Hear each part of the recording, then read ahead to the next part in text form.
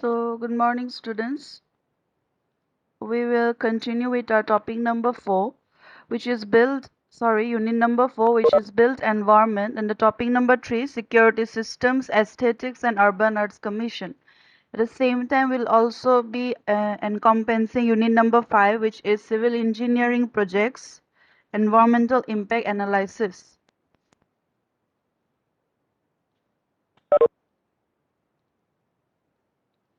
So the first topic is of unit number 4, which is security systems of built environment. And effective facility security can be achieved through the following points.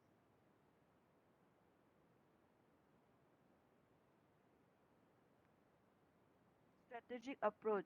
So we should have a written policy and a supporting security strategy that sets out what we are trying to achieve and ensure that security measures meet operational requirements. So this will allow us to remain focused on our objectives and ultimately measure the performance. Number two, system level thinking. So we must be careful not to focus solely on physical and technical security features that could quickly absorb our entire security budget.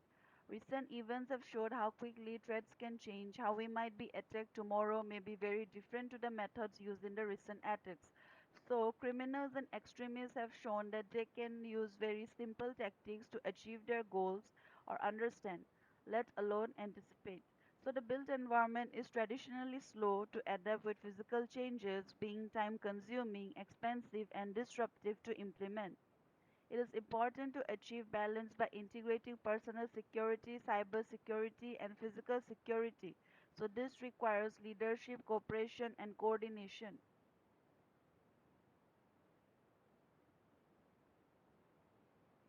The third point, risk management system. So establishing a security risk management system will help to get the most of our security budget. So it will provide a framework for effective security and enable us to evidence the steps we have taken to mitigate the risk.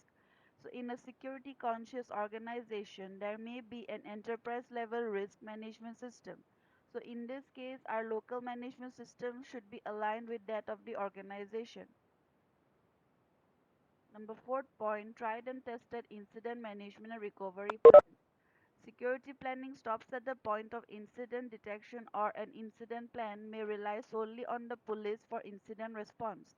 So it is important that having detected suspicious behavior or loss at the facility, there is appropriate infrastructure that procedures in place to communicate with interested parties and manage the incident.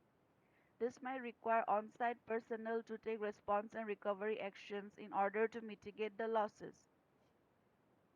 So, having invested significant time and resources in mitigating security risks, it is important to communicate facilities security credentials and provide stakeholders with assurance of a capability. This might be required internally within some organization, and it may be a regulatory requirement for our sector or may act as a differentiator that offers competitive advantage.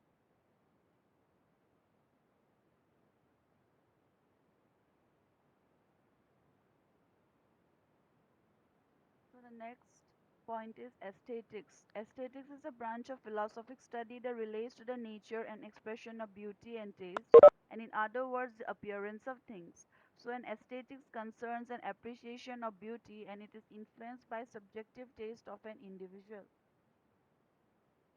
Like painting a sculpture, architecture can be considered a visual art to which the philosophy of aesthetics can be applied.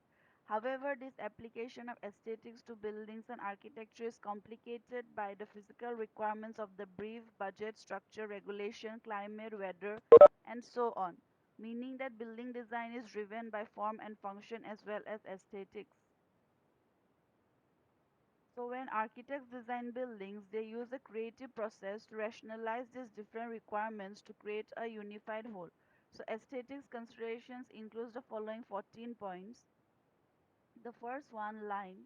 Second one, shape, size, texture, color, balance, unity, movement, emphasis or contrast, symmetry, space, alignment, culture, and context. The next topic, role of Urban Earths Commission. So Urban Earths Commission is an authority or panel of experts having an expertise in earth, culture, architecture, town planning, management, etc. for formulating guidelines for planning development in the cities prolonging the inherited property.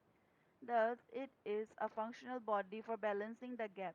It is an administrative body which pursues its goal through publications, technical consultation in construction projects, advisory functions in planning committees, appraisals, legal action, and financial grants for pioneering projects.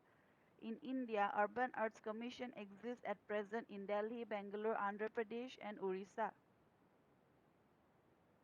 So the Delhi Urban Earths Commission, that is DUAC, does the following four roles. The commission scrutinizes projects related to the development of administrative buildings and residential complexes, public buildings or complexes on more than 2 hectares in area, district centers and community centers. So projects on redevelopment under the New Delhi Municipal Committee also has to have.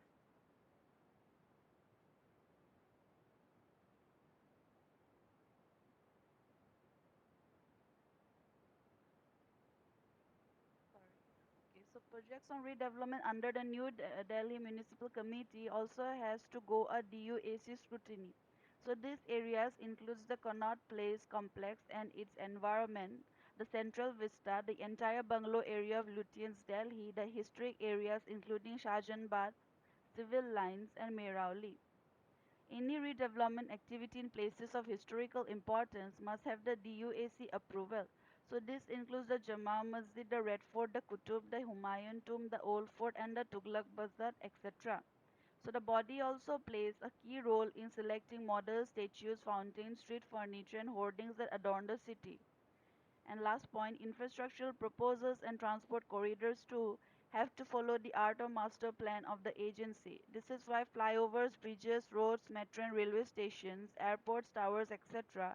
are built only after a due consultation with the agency. So now we'll start our unit number 5, which is civil engineering projects.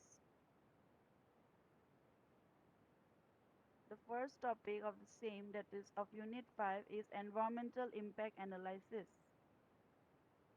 Environmental impact analysis, that is EIA procedure. So environmental impact analysis is a study of the effects of a proposed action of the environment. Environment in this context will include all aspects of the natural and human environment. So environment is made up of both biophysical and socio-economic elements. Thus, depending upon the scale of the proposed action, EIA may include studies of air, water, land, air, water. Land ecology, sound, weather, flora and fauna, human health, urban migration, economics, resources, etc. So EIA will seek to establish the condition of physical, biological, social, economic and other parameters before and after a project is undertaken. The type and the number of parameters to be studied in different projects will vary from project to project. Impact means change, either positive or negative, from a desirability standpoint.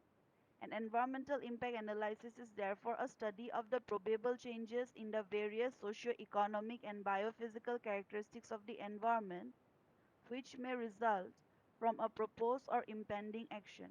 For any given project, there can be a number of alternative approaches, including a zero option approach, which means not taking up the project at all. Each option will have economic costs and benefits as well as losses and beneficial environmental impacts. Adverse environmental impacts may be reduced at a higher project's cost. So economic benefits to an individual industry may have to be reduced to some environmental costs resulting in social benefit. All feasible alternative is supposed to be studied in an EIA of any project. So EIA should finally determine mix of environmental and economic cost and benefits. The framework of EIA can thus be summarized as the study of the effects of a proposed action on the environment, the comparison of various alternatives by which a desired objective may be realized, and seeks to identify the one which represents the best combination of economic and environmental costs and benefits, the prediction of changes in environmental quality which would result from the proposed action, an attempt to weigh economic costs and benefits, and a decision-making tool. The evaluation of the impact of any development project is a part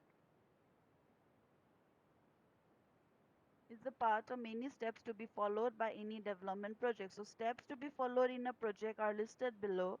Preparing a statement of the major objectives of the proposed project, analyzing the technologic possibilities of achieving the objectives, identifying actions to achieve the stated objectives, alternative plans for achieving the set objectives, have to be identified, preparing a report on the condition of the existing environment before the proposed action, and finalizing about the principal engineering proposals with analysis of monetary benefit and cost. Prepare environmental impact analysis of the magnitudes, which includes degree, extensive, and importance of impact. The pertinence of each action is reflected by numerical values of magnitude and importance. Assess the impacts of the separate actions which compromise the project upon the different environmental factors, and summarize the given recommendations, including a discussion on the relative merits and rationales of the action plan. The need for environmental impact analysis can be summarized as follows. To identify all environmental factors in the project area which will be influenced by the activities of the project under consideration. To identify alternative approaches including no action plan, their levels of impacts and economic considerations. To describe the environmental setting, to collect data and the factors associated with the proposed action. Methods for impact analysis can aid in identifying data needs and planning field studies.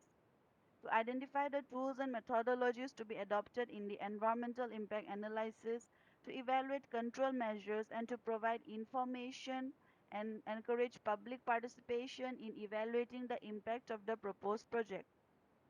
Any environmental impact analysis method should be effectively deal with impact identification, impact measurement, impact interpretation, impact communication to information users. So that's all for this lecture. In our next class, which will be our last class, I suppose. So we'll end the unit 5. And now you can give your attendance now in the chat box with your section. Thank you.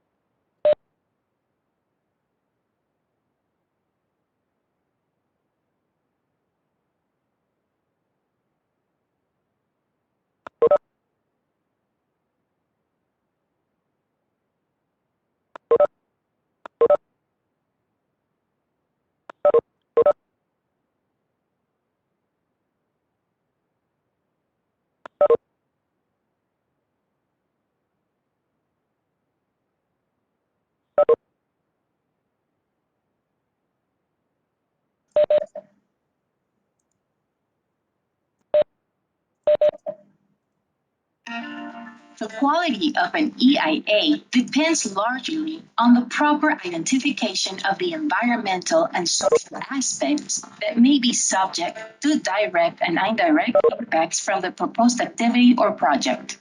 A clearly defined project scope is the basis of an adequate EIA. Therefore, identifying the relevant issues and concerns from the beginning is an essential part of the EIA process. If the scope is too narrow, the EIA might overlook significant impacts that are not necessarily obvious but real and possibly negative, or leave out stakeholders who would be affected by an activity or project.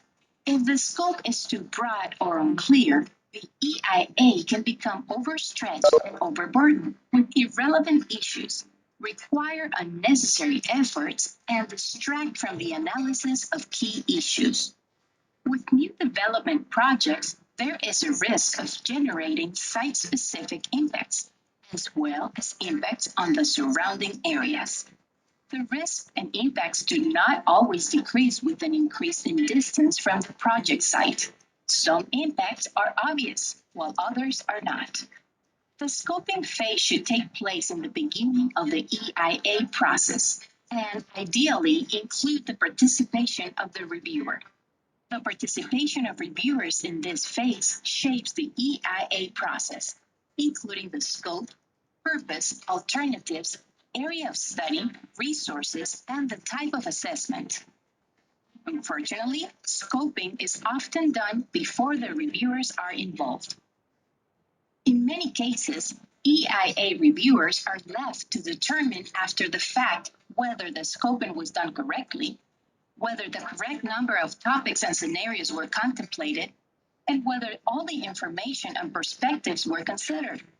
Was there an opportunity to solicit views and comments from all the key stakeholders? Who was involved or consulted in the process of preparing the EIA and in what way? The benefits of communicating with and involving all stakeholders is important, especially during the EIA review.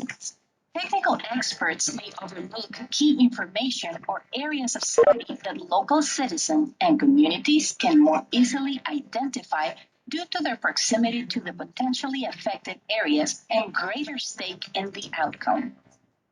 Fortunately, when trying to assess or define the scope of an EIA, reviewers do not have to guess. Some helpful criteria for evaluating the adequacy of the scoping include the following. Are potentially significant issues and interactions for natural and human environments indicated? Are insignificant issues identified and their exclusion from further assessment justified? Are the viewpoints of all stakeholders considered? Are the spatial and temporal scopes of the EIA defined in sufficient detail? Is an adequate geographic area considered? Are any significant issues omitted? Are key issues and situations clarified? After confirming that the scoping has been done correctly, the reviewer ensures that there is a solid foundation for a well-focused and complete EIA. The EIA will serve as the basis for decision making and define the appropriate requirements for the project proponents.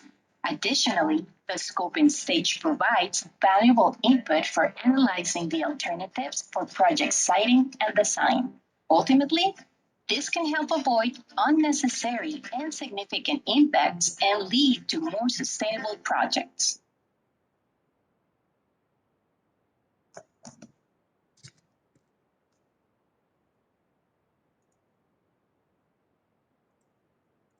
Welcome to CP classes. So today's lecture is on environment impact assessment. Very important for mains point of view. If you actually see the syllabus of GS3, so we have it is a study to predict the effect of a proposed activity or project on the environment, right? नाम से पता चलता है assess कर रहे हैं कि environment के ऊपर क्या impact होगा किसी भी project का किसी भी developmental activity का, ठीक है? So this is what EIA is. अब ये क्या है? ये help करता है आपको decision making में. कैसे ऑल्टरनेटिव्स होंगे, जितनी भी पॉसिबल ऑल्टरनेटिव्स होंगे एक डेवलपमेंटल प्रोजेक्ट के, उसको एक्सप्लोर करेगा, उसको कंपेयर करेगा और जो बेस्ट होगा उसको गो अहेड मिलेगा आफ्टर EIA. बेस्ट कैसे? जिसके इन्वायरमेंटल और इकोनॉमिक कॉस्ट्स कम हो और बेनिफिट्स ज्यादा हो, ठीक है? तो जितने भी प्रोजेक्ट के ऑल्टरनेटिव्स हैं, हर एक ऑल्टरनेटिव का आप देखोगे कि किसके बेनिफिट ज्यादा है और किसके कॉस्ट ज्यादा है. तो जो बेस्ट होगा in terms of both economic and environmental benefits and cost, they will actually, this process will actually help you to select that. अब EIA क्या करता है? हर एक प्रोजेक्ट के both beneficial और adverse consequences को examine करता है and ensures that these are taken into account during the project design. Again, very important. It helps to identify possible environmental effects of the proposed project. ठीक है, उसके बाद जो adverse effects है उसको कम करने के लिए भी measures बताएगा और ये भी बताता है कि whether there will be significant adverse environmental effects after those mitigation those mitigation measures have been implemented, right? Hence, it's very important. So, by considering the environmental effects of the project and their mitigation early in the project planning cycle, environmental assessment has many benefits. ठीक है, कैसे? आप एक तो environment को भी protect कर रहे हो और you are utilizing your resources optimally. ठीक है, इससे क्या होगा, टाइम एंड कॉस्ट दोनों ही बचेंगे प्रोजेक्ट के। आप बेस्ट कॉस्ट में देख लोगे कि इसमें एनवायरनमेंट का भी कम लॉस है और इकोनॉमिकली भी आपको फायदा हो रहा है। सो EIA has spill over effects everywhere. उसके बाद जितने भी स्टेक होल्डर्स हैं, ठीक है, सबका फायदा होगा। कैसे? It will also help to lessen the conflicts promoting community participation, क्योंकि पब्लिक हियरिंग्स होती हैं तो कम्युनिटी पार्टिसिपेशन को प्रमोट करता है। डिसीजन मेकर्स को अच्छे से इन्फॉर्म कर देता है अबाउट द कॉन्सिक्वेंसेस, ठीक है, जिन्होंने डिसीजन लेना है कि whether the project should go ahead और not, right.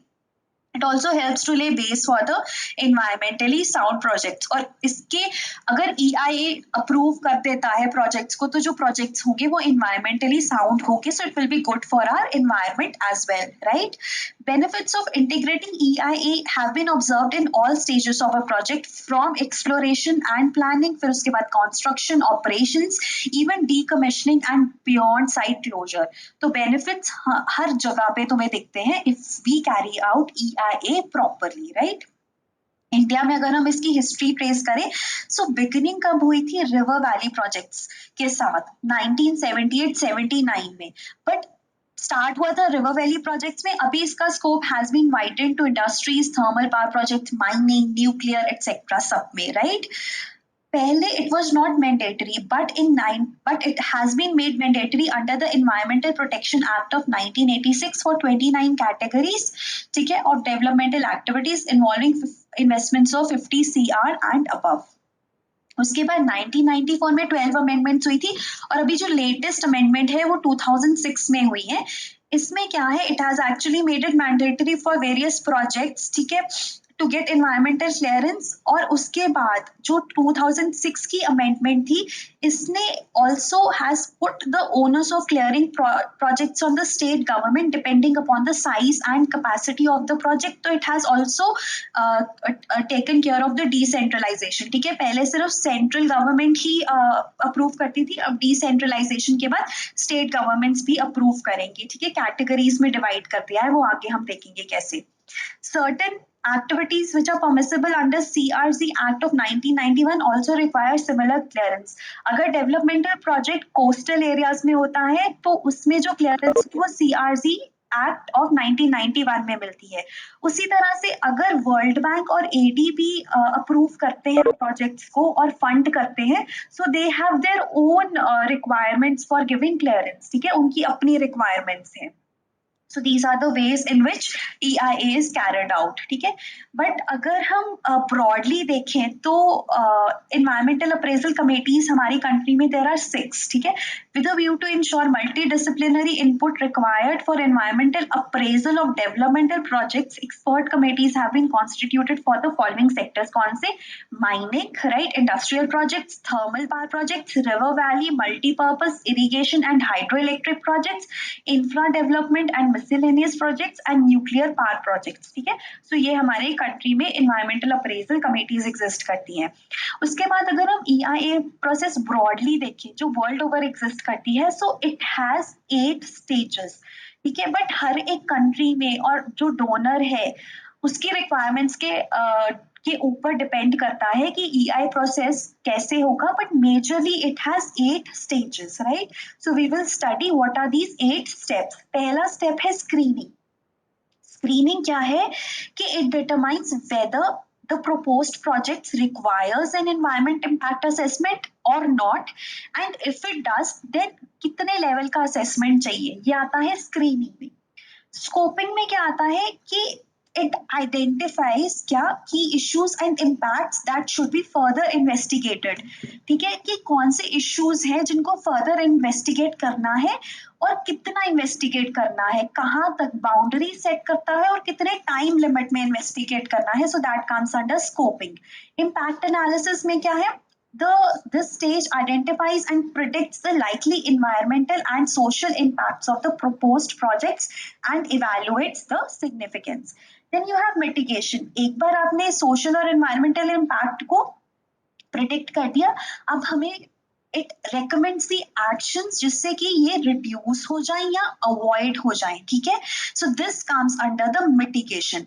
Then the fifth stage is reporting, जिसमें आप एक रिपोर्ट तैयार करते हो and you present it to the decision making body and other interested parties. फिर नेक्स्ट इज रिव्यू, जिसमें कि जो रिपोर्ट है उसकी adequacy and effectiveness is reviewed and it provides the information which is necessary for decision making. उसको निकालना कि कौन सी information will help up play a role in the decision making. Next is decision making, whether a project is rejected, approved or needs further changes. And lastly we have post monitoring. Post monitoring होती है एक बार project commission हो गया उसके बाद आप check लगाते हो कि क्या वही इम्पैक्ट जो उन्होंने प्रिडिक्ट किए थे रिपोर्ट में वही हो रहे हैं कि उसे एक्सीड कर रहे हैं, और अगर उसे एक्सीड कर रहे हैं तो क्या एक्शन लेना है, और वेदर जो मिटिगेशन मेजर्स सजेस्ट किए थे रिपोर्ट में whether they are being done और not. So this comes under post monitoring, right. अब इंडिया में क्या है, 2006 की अमेंडमेंट के बाद क्या हुआ है चेंजेस वो हम पढ़ेंगे, ठीक है. पहला है कि डिसेंट्रलाइज कर दिया है, ठीक है. जो इन्वायरमेंटल क्लियरेंस प्रोजेक्ट्स है उसको दो कैटेगरीज में डिवाइड कर दिया. एक है कैटेगरी ए जिसको नेशनल लेवल पे अप्रेजल मिलेगा, कैटेगरी बी जिसको स्टेट लेवल पे अप्रेजल मिलेगा. अब ये स्क्रीनिंग में डिसाइड होता है कि whether it is a category A project और a category B project, right.